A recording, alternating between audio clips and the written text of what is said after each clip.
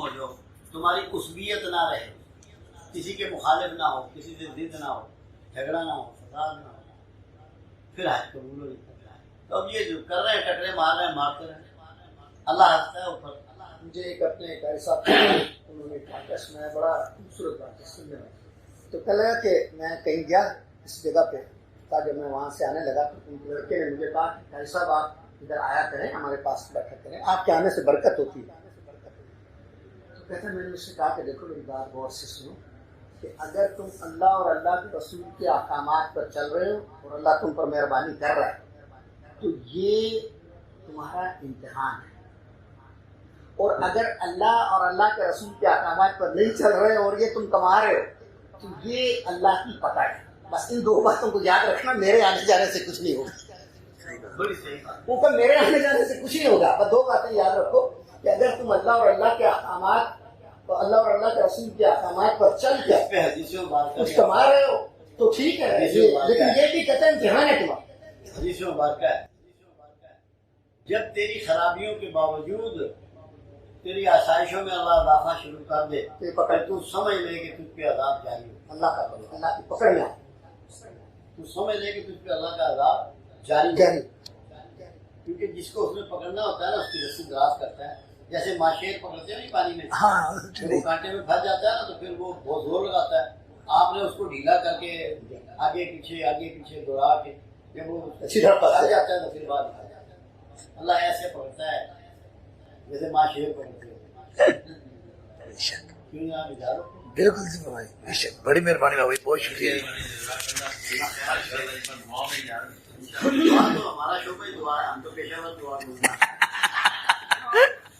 جی۔ میں خود خاندانیاں مجبور کر دیا، اپنے میاں نو مجبور کر دیا کہ تو جلدی شادی کر، ساڈا گھر کمیاں دا گھر لگتا ہے کہ اتنے ایک روح ہے، کسی کو کوئی رکاوٹ نہیں ہے، کیونکہ اس کلمے کی اتنی بڑی اہمیت ہے کہ اللہ نے ان کو یہ کہا کہ یونس علیہ السلام نے جب وہ مچھلی کے پیٹ میں چلے گئے، انہوں نے مائنڈ کیا تھا ایک بات کو، اللہ نے ان کی امت کے لیے سزا تجویز کر دی تھی اور کہا تھا کہ ان کو سنا دو جا کے، ان کو بتا دو جا کے کہ میں ان پہ عذاب نازل کرنے لگا ہوں۔ وہ لوگ بوریے اوڑھ کے کھلے میدانوں میں چلے گئے، کپڑے اتار دیے، توبہ کی، سر سجدے میں ڈال دیے، اللہ نے توبہ قبول کی اور ان کی سزا ٹال دی۔ جب سزا ٹالی اور کہا یونس علیہ السلام سے کہ لوگوں کو بتا دو، تو انہوں نے دل میں اس کو محسوس کیا کہ لوگ مجھے جھوٹا نبی سمجھنے لگ پڑیں گے، تو اللہ نے ان کو مچھلی کے پیٹ میں پہنچا دیا۔ مگر اللہ کی سنت یہ ہے، جیسے اللہ نے توبہ آدم کو سکھائی ایسے ہی توبہ یونس کو سکھائی۔ یہ اللہ کی سنت ہے، یہ اللہ کا طریقہ ہے، کیونکہ قبول تو کرنا چاہتا ہے، اسے پتہ ہے میرا پیغمبر ہے، کوئی اتنی بڑی پنشمنٹ نہیں اس نے اس کو دینی۔ تو کیا دعا سکھائی؟ لا الہ الا انت سبحانک انی کنت من الظالمین، اللہ تو ہی عبادت کے قابل ہے اور تو ہی پاک اور بے عیب ہے، بے شک میں ظالموں میں سے ہوں۔ یہ اقرار ہے جو بندے نے کرنا ہے، یہ اقرار سکھایا۔ اس اقرار کے بدولت قرآن نے کہا یونس تا قیامت مچھلی کے پیٹ میں رہتا اگر ذکر والوں میں نہ ہوتا۔ تو ذکر والے کون ہوئے؟ جو آیت کریمہ پڑھیں گے، جو اپنے گناہوں کا، اپنی خطاؤں کا اقرار کریں گے، اللہ کی پاکی کا، اللہ کے الہ ہونے کا اقرار کریں گے، جس کے صدقے میں اللہ نے مچھلی سے کہا کہ اس کو اگل دے اور اس نے کنارے پہ ڈال دیا یونس علیہ السلام کو، پھر اللہ نے کدو کی بیل اس کے اوپر ڈال دی، بتا دیا کہ اگر کوئی حبس بے جا میں رہے، مچھلی کے پیٹ میں رہے جہاں آکسیجن کم ہو، کھانے پینے کو نہ ہو، تو اس کے وہ جسم ایسے ہو جاتا ہے جیسے روئی کے گالے، اس کی فٹنس کے لیے کدو استعمال کراؤ، یہ اللہ نے مہربانی کر دی۔ تو آیت کریمہ وہ ذکر ہے جو بہت بڑی فضیلت کا باعث ہے، اور کوئی مصیبت، کوئی پریشانی رہتی نہیں اگر آپ اس کو اپنی زندگی میں داخل کر لیں، اس کو چھوڑیں نہیں، اس کو پکڑ لیں۔ میں ایک دفعہ لاہور میں تقریر کر رہا تھا اور میں نے کہا کہ آیت کریمہ آپ بے وضو پڑھ سکتے ہیں، یہ میں نے لفظ کہے۔ ایک صاحب تھے، کوئی پتہ نہیں کون سے مکتبہ فکر کے تھے، وہ ظفر صاحب کے پاس گئے، میں تو واپس آ گیا جیلم لیکچر دے کے. وہ کہنے لگے تمہارا استاد جو ہے اس نے بڑی بے دینی کی بات کی ہے. ہاں جی کیا کہا انہوں نے کہا کہ آج کریمہ آپ بے وضو بھی پڑھ سکتے ہیں. میں نے کہا ان سے پوچھیں. انہوں نے مجھے فون کیا، مولوی صاحب نے مجھے انہوں نے ٹیلی فون کیا، کہنے جی یہ آپ نے کہا ہے. میں نے کہا محترم یہ تو بتاؤ یونس علیہ السلام مچھلی کے پیٹ میں وضو کرتے رہے تھے؟ یہ تو پڑا ہی بے وضو کیا ہے. وہ وضو میں تھوڑی تھے یونس علیہ السلام مچھلی کے پیٹ میں. اس لیے یہ اس بیماری میں مبتلا نہیں ہونا کہ بڑا گرم ہے، بڑا جلالی ہے. کوئی نہ جلالی ہے نہ گرم ہے، اللہ کا اسم ہے. اللہ سے معافی اور توبہ کا ایک انداز ہے. اللہ نے اس کو اتنا قبول کیا کہ یہ کہہ دیا کہ تا قیامت مچھلی کے پیٹ میں رہتا اگر ذکر کرنے والوں میں نہ ہوتا. تو خدا کا واسطہ ہے اس کو گرم اور سرد اور جلالی اور غیر جلالی ان عذابوں سے بچ جاؤ. اللہ کو یاد کرو اور دل سے کرو اور معافی مانگو اور توبہ کرو. ہر وقت پڑھ سکتے ہو، جتنا چاہے پڑھ سکتے ہو. یہ کلمہ نجات دینے والا ہے، مصیبتوں سے بچانے والا ہے. رحمت کا سب سے بڑا ثبوت کیا ہے؟ دو باتیں کہی گئیں جو حدیث مبارکہ میں ہیں. اللہ جب کسی پر رحمت کا ارادہ کرتا ہے تو اس کی آنکھ اس پر کھول دیتا ہے. جب اپنے گناہ، اپنی خرابیاں، اپنی کوتاہیاں، اپنی برائیاں محسوس ہونی شروع ہو جائیں، نظر آنی شروع ہو جائیں، تو سمجھ لو رحمت شروع ہو گئی. اگر دوسروں کے عیب اور کھوٹ تمہیں نظر آ رہے ہیں تو تم پہ رحمت شروع نہیں ہوئی. جب صرف تمہیں اپنے عیب اور اپنے کھوٹ نظر آنے شروع ہو جائیں تو رحمت شروع ہو گئی. اللہ نے کرم کر دیا کہ تمہاری آنکھ تم پہ کھول دی، تم نے اپنا احتساب شروع کر دیا. یعنی کہ اس سیلف مانیٹرنگ جو ہے، خود احتسابی جو ہے، یہ رحمت کی بنیادی علامت ہے. دوسری بات جو کہی گئی، اللہ جب کسی پہ رحمت کا ارادہ کرتا ہے اسے دین کی سمجھ عطا کر دیتا ہے. جب دین تمہیں سمجھ میں آنا شروع ہو جائے تب بھی رحمت ہو گئی. اور تیسری بات یہ ہے، جب تمہاری طبیعت میں رحمت اود کر آتی ہے، تمہیں دوسروں پہ رحم آنا شروع ہو جاتا ہے، دوسروں سے ہمدردی شروع ہو جاتی ہے، دکھی کا دکھ محسوس ہونا شروع ہو جاتا ہے، پریشان کی پریشانی تمہیں پریشان کرنا شروع کرتی ہے. یہ بھی اس بات کی علامت ہے کہ تم پہ رحمت شروع ہو گئی. جب تمہارا دل اللہ تللے عیاشی اور فحش میں لگنا بند ہو جائے، تمہارے دھیان میں ادھر نہ جائے، تمہیں ٹی وی اچھا نہ لگے کہ کیا پروگرام دیکھنے، کیا ڈرامہ دیکھنا، چھوڑو پرے، گانے اچھے نہ لگیں، فوش محفلیں اچھی نہ لگیں، لاف زنی اچھی نہ لگے، جوا اچھا نہ لگے، شراب اچھی نہ لگے، بدکاری اچھی نہ لگے، یہ بھی علامت ہوتی ہے کہ تم پہ رحمت شروع ہو. آج میرا گمان تھا کہ بہت کم لوگ ہوں گے، کیونکہ اللہ کا شکر ہے بڑے عرصے بعد بادل برسے ہیں، بارش ہوئی ہے، ٹھنڈک بھی ہے. بہت سے لوگ جو ہیں کوئی رکشے پہ آتا ہے، کوئی بائک پہ آتا ہے، تھوڑی مشکلات ہوتی ہیں، مگر آپ لوگوں کا جذبہ حیران کن ہے کہ ماشاءاللہ اس کے باوجود کافی تعداد میں لوگ آ گئے ہیں. ہم لوگ نمازیں پڑھتے ہیں، روزے رکھتے ہیں، زکوٰۃ دیتے ہیں، حج کرتے ہیں. غور تو کرتے ہیں، سوچتے تو ہیں کہ یہ میری عبادات اللہ کے ہاں مقبول ہوئی ہیں یا نہیں ہوئی، انہیں قبولیت کی سند حاصل ہوئی ہے یا نہیں ہوئی. لوگوں سے کہتے ہیں کہ دعا کرو میری نماز قبول ہو جائے، میرا روزہ قبول ہو جائے، میرا حج قبول ہو جائے. اس کی ضرورت ہے. اللہ نے ایک کمال کیا کہ جتنے فرائض آپ پر لاگو کیے ان کے نتائج بھی درج کر دیے. قرآن حکیم میں ان کے نتائج درج ہیں. یہ ایسے ہی ہے جیسے وہ لوگ جو مختلف فیکٹریوں میں کام کرتے رہے ہیں یا ایسے اداروں میں کام کرتے رہے ہیں جہاں داخلے کے لیے کارڈ استعمال ہوتا ہے کہ وہ کارڈ مشین میں دیتے ہیں تو مشین پہ آ جاتا ہے کہ یہ شخص 8 بجے اس فیکٹری میں انٹر ہوا. اور جب وہاں سے چھٹی کرتا ہے تو 4 بجے پھر کارڈ پنچ کرتا ہے اور مشین بتاتی ہے کہ 4 بجے تک اس نے ڈیوٹی کی اور یہ چلا گیا. یعنی کہ اس کا کارڈ پنچ ہو جاتا ہے اس کی ڈیوٹی آورز کا، جس سے اس کی تنخواہ بننی ہے. تو میری اس گفتگو کا جو موضوع ہے وہ ہے پنچنگ کارڈ آپ کے اپنے ہاتھ میں ہے. پنچنگ کارڈ اپنے اعمال کا آپ کے اپنے ہاتھ میں ہے. نہ کسی سے نمازوں کی اور روزے کی اور زکوٰۃ کی دعا کرانے کی ضرورت ہے، نہ کسی کو التجا کرنے کی ضرورت ہے۔ قرآن حکیم نے نتائج آپ کے ہاتھ میں دے دیے ہیں۔ نماز کے بارے میں پروردگار نے فرمایا کہ نماز تم پہ اس لیے لاگو کی گئی کہ یہ تمہیں فحش و منکر سے روکتی ہے۔ اب نماز پڑھے جا رہے ہیں، سجدہ کیے جا رہے ہیں، دن رات باجماعت بھی پڑھتے ہیں، اکیلے میں بھی پڑھتے ہیں، نفل بھی پڑھ رہے ہیں، سنتیں بھی پڑھ رہے ہیں، ماتھے پہ محراب بھی سج گیا ہے، مگر یہ پتہ ہے کہ قبول ہوئی یا نہیں ہوئی؟ کسی سے پوچھنے سے پتہ لگے گا؟ قرآن نے کہہ دیا کہ نماز فحش و منکر سے روکتی ہے۔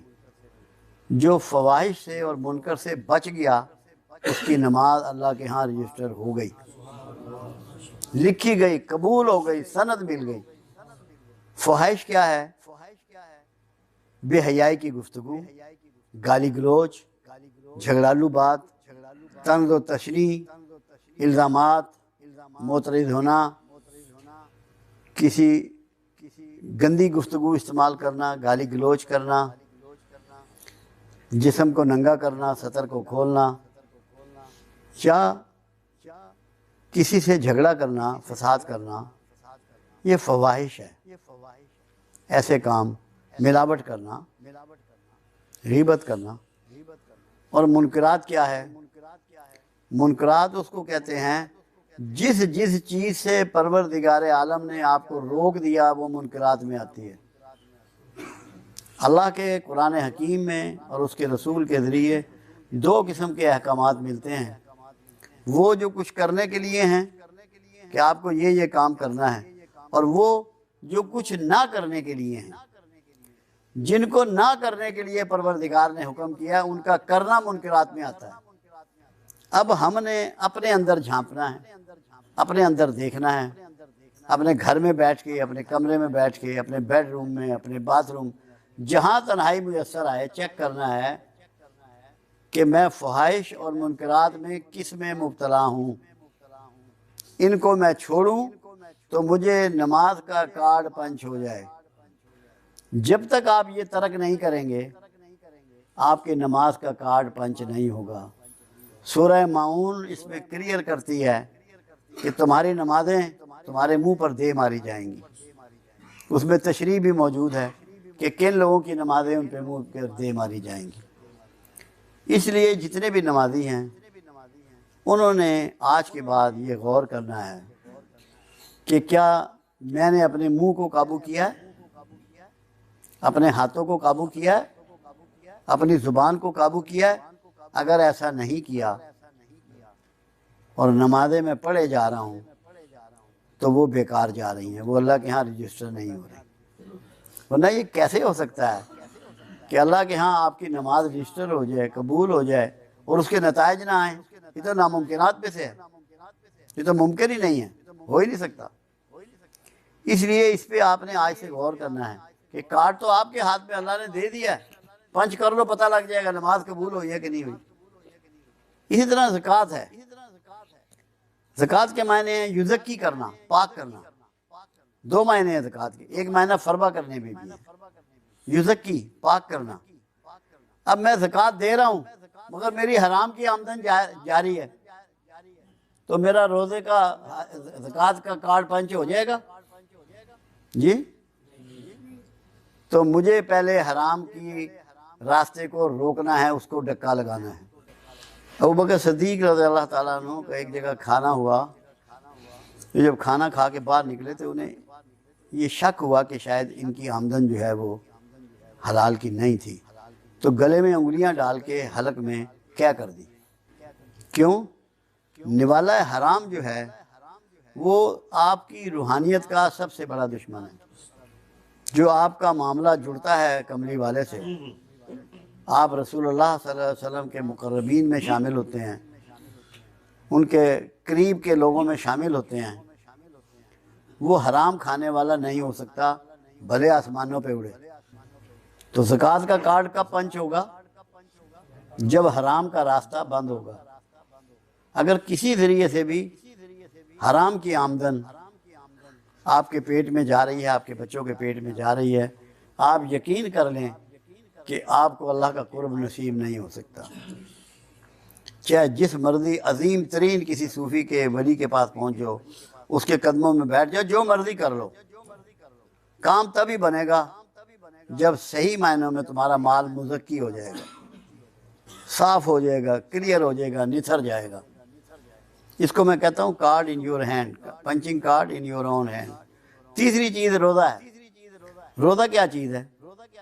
قرآن حکیم نے کہا کہ تم سے پہلی امتوں پہ بھی فرض کی گیا، تم پہ بھی فرض کیا گیا کہ یہ تمہیں متقی بنائے گا، صاحب تقویٰ ہو جاؤ گے، تقویٰ نصیب ہو جائے گا۔ تقویٰ کیا ہے؟ کبھی سوچا؟ جتنی قوتیں اللہ تعالیٰ نے ہمیں عطا کی ہیں ان کا پراپر یوز تقویٰ ہے۔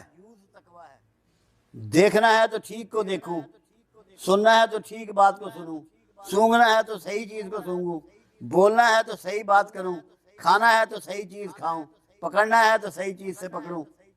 جب آپ اپنی قوتوں پر جو آپ کو نصیب ہوئی ہیں ان پہ گرفت لاتے ہیں، ان کو قابو کرتے ہیں، تو پھر آپ صاحب تقویٰ ہوتے ہیں۔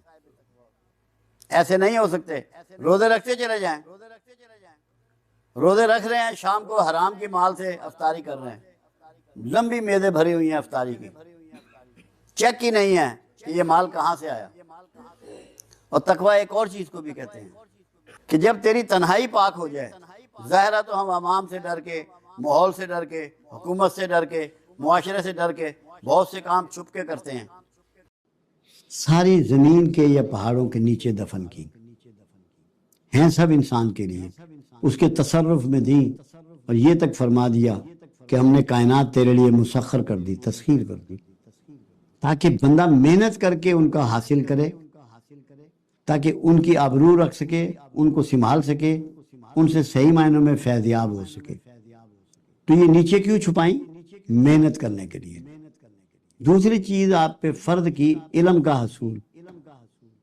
اللہ کہتا ہے جو علم والے ہیں وہی مجھ سے زیادہ ڈرنے والے ہیں، اپنا ڈر بھی سمجھانا تھا، اور علم والوں کو میں درجے بلند کرتا ہوں۔ آج جن کے پاس زیادہ علم ہے وہ مغرب والے ہیں جنہوں نے دنیا کا علم حاصل کیا۔ اللہ نے یہ نہیں کیا کہ یہ مسلمان نہیں ہیں ان کے درجے بلند نہ کروں۔ آج دنیا میں سب سے زیادہ درجے ان کے بلند ہیں، سب پہ حکومت کر رہے ہیں، ہم تو غلاموں کی سی زندگی گزار رہے ہیں۔ کیوں؟ کہ ہم نے علم میں کاوش چھوڑ دی، جدوجہد چھوڑ دی، تحقیق چھوڑ دی، جستجو چھوڑ دی۔ پھر اللہ نے یہ کہا کہ مجھے سب سے نزدیک میرے انعام یافتہ لوگ اور مقرب وہ ہیں جو کھڑے بیٹھے کروٹوں کے بل میری صنائی پہ غور کرتے ہیں، یعنی کہ پروڈکشن پہ، اس پہ پیدائش پہ، چیزوں کی بنانے پہ، صنائی، صنعت۔ غربت دور کرنے کے لیے علم کے ساتھ محنت اور سائنسی علوم کا ہونا لازمی۔ محنت کی بات آپ یہ سمجھ لیں، ایک شخص کہنے لگا میں بڑا مقروض ہوں، بڑا غریب ہوں، سارے اصحاب رسول بیٹھے ہوئے تھے، آپ بھی تشریف فرما تھے۔ آپ نے کہا تمہارے گھر میں کچھ ہے؟ فرمایا ایک لکڑی کا پیالہ ہے جس میں ہم پانی شانی پیتے ہیں، کھانا، اور بھی کوئی برتن ہے۔ فرمایا جاؤ لے آؤ۔ جب وہ گھر سے لے آئے آپ نے اس کی بولی لگوائی۔ اس طریقے کو لائنز کلب نے اپنایا۔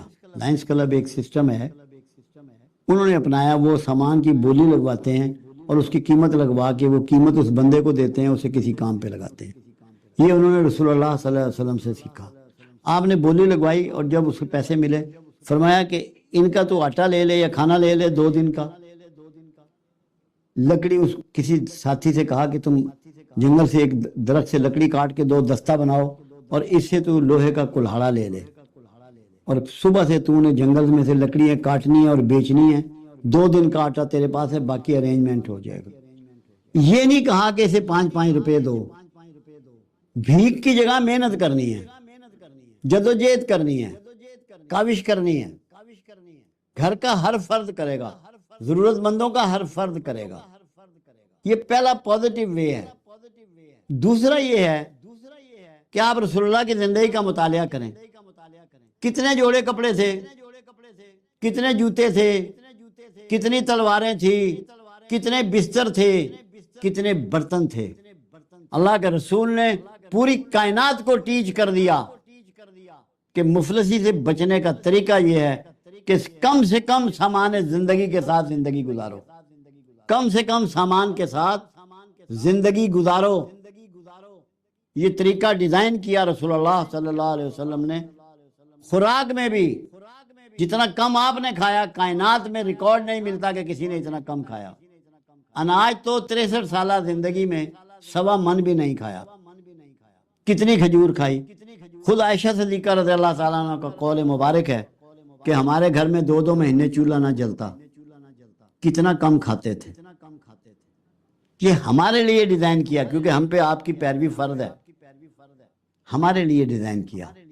اگر ہم لوگ کم سامان، کم کھانے، کم بسترے، کم جوتے، تقریب میں تھوڑے بندے، تھوڑی تقریبیں، تو کیا مفلسی رہ جائے گی؟ کیا غربت رہ جائے گی؟ میرے ایک ماموں تھے جو دنیا سے چلے گئے، مگر تھے سیانے بندے، سمجھدار بندے۔ تو مجھے ایک دن انہوں نے کہا، ایک جملہ کہا جو میں ابھی 78 سال کا ہو گیا ہوں، مجھے آج تک نہیں بھولا، میرے دماغ میں وہ فکس ہو گیا، متعین ہو گیا، چپک گیا۔ کہنے لگے بیٹا اپنے روز مرہ کے اخراجات کو قابو رکھنا، شادی بیاہ کا یا مکان بنانے کا خرچہ وہ زندگی میں ایک دفعہ ہوتا ہے، اس سے آدمی غریب نہیں ہوتا۔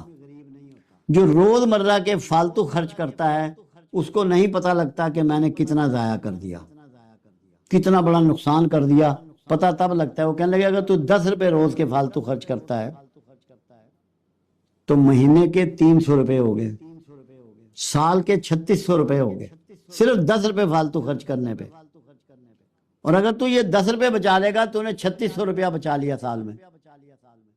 روز مرہ کے اخراجات کو جو قوم قابو کر لے گی، اپنے سسٹم میں لے آئے گی، کم سامان، کم کھانے پینے کے ساتھ، لیوش کام چھوڑنے کے ساتھ، وہ مفلس اور غریب نہیں ہو سکتی۔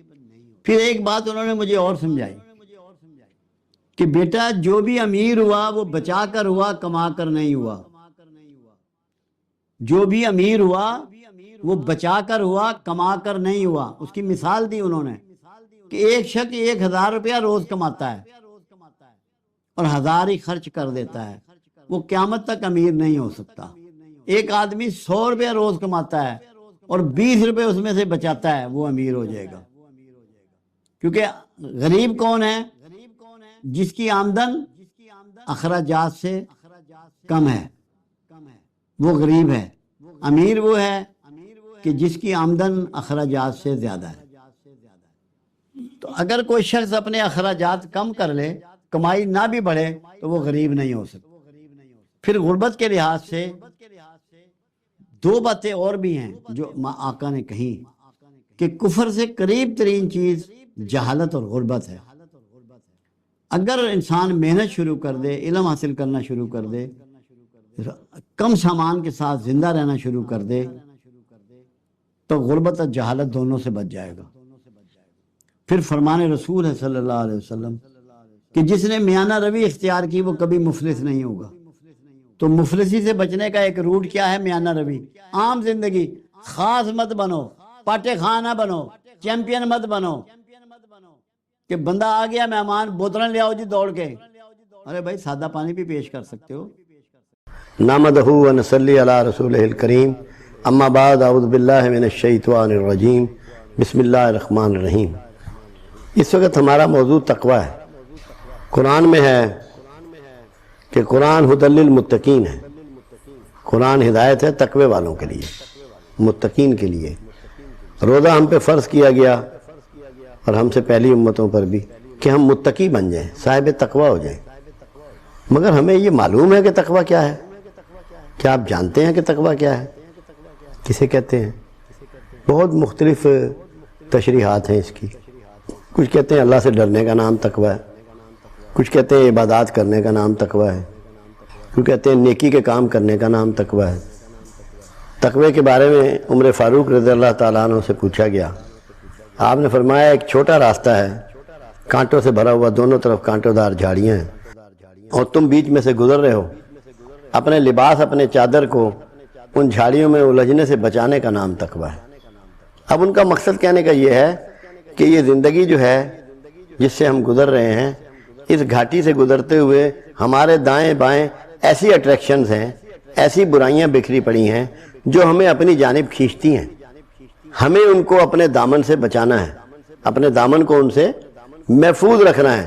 اگر ہم محفوظ رکھ کے نکل گئے تو ہم متقی قرار پائیں گے، اور اگر ہم ان میں الجھ گئے جن میں بڑی لذتیں ہیں، بڑی چاشنی ہیں، بڑی اٹریکشنز ہیں، لوگ اس میں اب پھنسے ہوئے ہیں بری طرح، تو وہ تقوی نہیں ہے، وہ صاحب تقوی نہیں رہتے.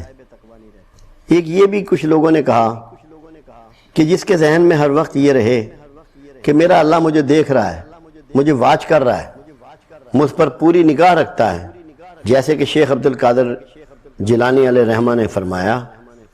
اللہ کی نظر کے بارے میں انہوں نے بات کی تاکہ بندوں کو احساس ہو کہ اللہ مجھے کس طرح دیکھتا ہے. آپ نے فرمایا میرا اللہ تو وہ ہے جو کالی سیاہ رات میں کالے سیاہ پتھر پر رینگنے والی کالی سیاہ چیونٹی کو دیکھتا بھی ہے اور اس کی آواز بھی سنتا ہے، تاکہ بندوں کو اس بات سے یہ احساس ہو جائے کہ ہم کتنی گرفت میں ہیں اللہ کی، اور اللہ ہمیں کس طریقے سے واچ کر رہا ہے، کیسے ہمیں دیکھ رہا ہے، اور ہمارا کوئی فعل، کوئی قول، کوئی پروگرام، کوئی ارادہ اللہ کی دسترس سے باہر نہیں ہے. ہم میں سے کوئی اتنا طاقتور نہیں ہے جو یہ کہے کہ میں اللہ کی گرفت سے آزاد ہوں. اس احساس کا ہونا بھی تقوی کہلاتا ہے. میں اس کو تھوڑا سا کسی اور اینگل سے دیکھتا ہوں. ہمیں پروردگار عالم نے مختلف قوتیں عطا فرمائی ہیں. دماغ دیا ہے، آنکھیں دی ہیں، کان دیے ہیں، ناک دی ہے، منہ دیا ہے، ہاتھ دیے ہیں، پاؤں دیے ہیں. یہ ساری مختلف قوتیں ہیں سوچنے سمجھنے کی، دیکھنے کی، سننے کی، سونگھنے کی، چکھنے کی، پکڑنے کی، محسوس کرنے. یہ قوتیں ہیں. ان قوتوں کا استعمال جب آپ پروردگار عالم کی خاطر کرتے ہیں، اس کی فرما برداری میں کرتے ہیں، اس کے احکامات کے مطابق کرتے ہیں، تو آپ متقی ہو جاتے ہیں. اپنی ان قوتوں کو کسی کے خلاف استعمال سے روکنا تقوی ہے. جو قوتیں آپ کو عطا کر دی گئی ہیں، جس سے آپ اس کائنات میں فعال ہیں، اپنے سارے معاملات چلاتے ہیں، گھر چلاتے ہیں، کاروبار چلاتے ہیں، تعلیم چلاتے ہیں، حکومتیں چلاتے ہیں، نوکریاں چلاتے ہیں، سب کچھ ان 5 قوتوں سے تو آپ کر رہے ہیں. اگر یہ آپ سے چھین لی جائیں تو آپ ایک گوشت کا لوتھڑا ہیں، وہ تو آپ کچھ بھی نہیں کر سکتے. سب کچھ آپ اسی سے کرتے ہیں. تو جب آپ ان کو اپنے لیے استعمال کرتے ہیں، اپنی مرضی سے استعمال کرتے ہیں، اپنے خواہش نفس پہ استعمال کرتے ہیں، تو آپ متقی نہیں رہتے. اور جب ان قوتوں کو آپ اللہ کی دی ہوئی نعمتوں کو اللہ کے احکامات کے مطابق استعمال کرتے ہیں اور کسی نیگیٹو ایکٹیویٹیز میں ان کو داخل نہیں کرتے، کسی کے خلاف اس سے کام نہیں لیتے، کسی کا مال نہیں لوٹتے، کسی کی عزت نہیں لوٹتے، کسی کو ذکر نہیں پہنچاتے، کسی کو ذوف نہیں پہنچاتے، کسی کو آزار نہیں دیتے، تو پھر آپ متقی ہو جاتے ہیں ان قوتوں کے استعمال سے. اور جب آپ ان قوتوں کا مس یوز کرتے ہیں تو آپ کے اندر گلٹ بھی پیدا ہوتا ہے، احساس گناہ بھی پیدا ہوتا ہے. اور جس کے لیے میرے آقا نے فرمایا تھا کہ گناہ تیرے دل میں کھٹکتا ہے کانٹے کی طرح، تجھے اندر چبھتا ہے. وہ عمل جو تجھے خوشی دے. اللہ کے رسول صلی اللہ علیہ وسلم سے پوچھا گیا یا رسول اللہ صلی اللہ علیہ وسلم نیکی کیا ہے؟ فرمایا وہ عمل جو تجھے خوشی دے وہ نیکی ہے، اور وہ عمل جو تیرے اندر خوف پیدا کر دے، گلٹ پیدا کر دے، وہ گناہ ہے. مگر وہ ہوتے تبھی ہیں کہ جب ان حواس کو، ان قوتوں کو جو پروردگار عالم نے آپ کو عطا کر دی ہیں، ودیت کر دی ہیں، آپ مس یوز کرتے ہیں، غلط کاموں میں استعمال کرتے ہیں، تو آپ تقوی، صاحب تقوی نہیں رہتے. اور جب انہی قوتوں کو آپ فرما برداری خداوند میں استعمال کرتے ہیں تو آپ صاحب تقوی ہو جاتے ہیں. خود رسول اللہ صلی اللہ علیہ وسلم کا ایک فرمان ہے کہ اگر تو مجھے 2 چیزوں کے استعمال کی ضمانت دے تو میں تجھے جنت کی ضمانت دیتا ہوں. آپ نے فرمایا ایک وہ جو تیرے دانتوں کے درمیان میں ہے اور ایک وہ جو تیری رانوں کے درمیان میں، تو میں تجھے جنت کی ضمانت دیتا ہوں. تو بات وہیں آ گئی نا کہ استعمال جو ہے وہ ہے اصل چیز، کہ اگر آپ نے استعمال درست کر لیا ان قوتوں کا تو اللہ کے برگزیدہ ہو گئے اور تقوی والے ہو گئے. پھر آپ معاشرے میں بھی ڈریں گے، حکومتوں کے قانون کی پاسداری بھی کریں گے، چاہے مسلم ملک ہو یا غیر مسلم ملک ہو، جس کا جو قوانین ہوگا اس کا احترام کریں گے، معاشرے کے قانون کا احترام کریں گے، خاندانوں کے قانون کا احترام کریں گے، رشتہ داریوں کے قانون کا احترام کریں گے، اپنی ذاتی زندگی کو روک کے رکھیں گے، اپنی حیثیت سے باہر نکلنے کی کاوش نہیں کریں گے۔ یہ جو ان جبلتوں کا اور ان قوتوں کا استعمال کو روکنا ہے، اللہ کی فرما برداری کے فریم کے اندر جو روک رہا ہے وہی صاحب تقویٰ ہے۔ اور متقی کا اللہ کے ہاں بڑا مقام ہے، کیونکہ اللہ کے ہاں نیکوکاروں سے زیادہ پرہیزگاروں کی ویلیو ہے، پرہیزگاری کی بہت زیادہ قدر و منزلت ہے۔ پرہیزگاروں کو اللہ دوست رکھتا ہے، مقرب رکھتا ہے۔ صرف نیکوکاروں کے لیے تو اللہ نے جنت کی بات کی ہے کہ نیکوکاروں کا معاوضہ، نیکی کا معاوضہ جنت ہے، مگر پرہیزگاروں کا معاوضہ اللہ خود ہے۔ کتنا بڑا فرق ہے۔ تو تقویٰ جو ہے یہ پرہیزگاری ہے کہ اپنے ہاتھ کو، اپنی آنکھ کو، اپنے کان کو، اپنی زبان کو روک لینا اللہ کے خوف سے، اللہ کی رضا کے لیے۔ اور ایک بات میں بڑی کمال کی دیکھی، بہت تجربات کرتا رہتا ہوں، سوچتا رہتا ہوں، غور کرتا رہتا ہوں۔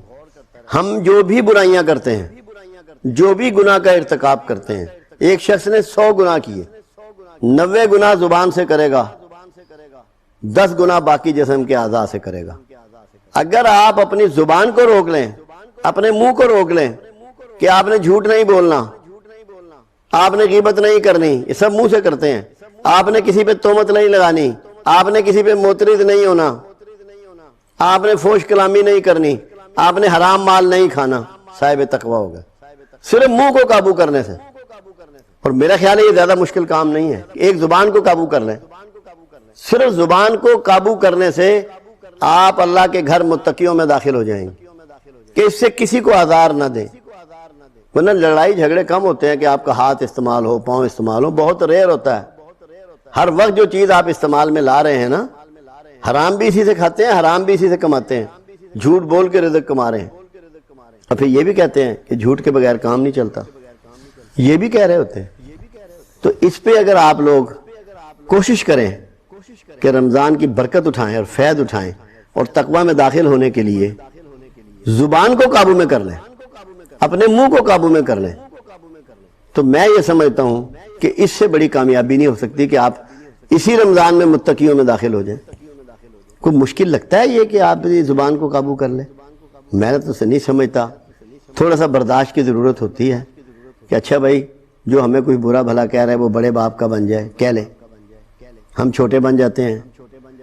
تقوی میں سب سے بڑا فائدہ یہ ہے کہ آپ عجز اختیار کرتے ہیں، اپنے آپ کو دوسروں سے برتر نہیں سمجھتے ہیں کہ مجھ سے دوسرا ہر حال میں بہرحال بہتر ہے۔ جب آپ کی سوچ یہ آ جاتی ہے کہ دوسرا مجھ سے بہتر ہے تو آپ کے اندر دوسرے کا احترام وارد ہو جاتا ہے، اور جب دوسرے کا احترام شروع کر دیتے ہیں تو بد زبانی، بد کلامی، غصہ، گالی گلوچ، تہمت لگانا، غیبت کرنا نکل جاتا ہے۔ اور اگر آپ غیبت کرتے ہیں تو آپ کے جو بھی آپ نے نیکیاں کی ہیں وہ بھی سب زائل ہو جاتی ہیں۔ یہ اللہ کو اتنا ناپسند ہے کہ اس سے بڑا کوئی ناپسند فعل جھوٹ کے بعد نہیں ہے۔ غیبت بہت ہی ناپسندیدہ ہے اور منہ سے ہی کرتے ہیں، جھوٹ بھی منہ سے بولتے ہیں۔ تو تقوی حاصل کرنے کے لیے، متقی بننے کے لیے اپنی جان چھڑا لیں، آپ اپنے منہ کو قابو میں رکھ لیں کہ آپ یہ ارادہ کر لیں کہ آپ نے اس منہ کو مس یوز نہیں کرنا۔ اور اس کے لیے ضروری ہے کہ جیسے رسول اللہ صلی اللہ علیہ وسلم کا میں نے آپ سے ذکر کیا تھا کہ آپ نے خاموشی کا راستہ اختیار کیا۔